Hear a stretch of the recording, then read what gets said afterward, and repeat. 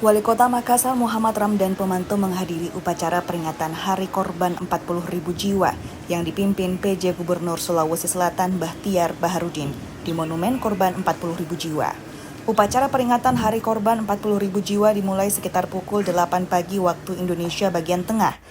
Wali Kota Makassar Muhammad Ramdan Pomanto memaknai peringatan Hari Korban 40.000 jiwa sebagai momentum untuk mengenang dan menghargai jasa para pahlawan yang rela berkorban merebut kemerdekaan Indonesia.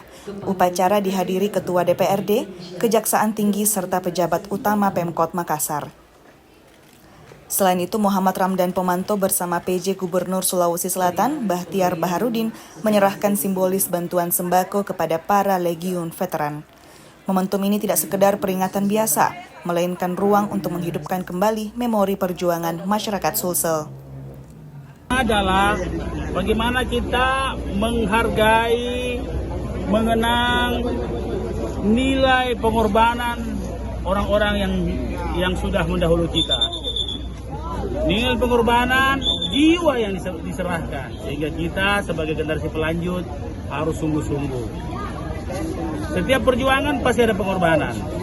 Kali ini pengorbanannya barangkali bukan jiwa, tapi kita juga harus berkorban dengan kerja keras untuk kemajuan, mengisi perjuangan kemerdekaan yang telah diberikan oleh orang-orang tua kita, nyawanya diberikan untuk kita. Kedua, bersatunya masyarakat dan TNI itu kuncinya. Lebih inti lagi adalah bagaimana tetap kita bersatu, terutama menghadapi pemilu akan datang. Pilihan boleh berbeda, tapi kita semua sama mencintai Kota Makassar.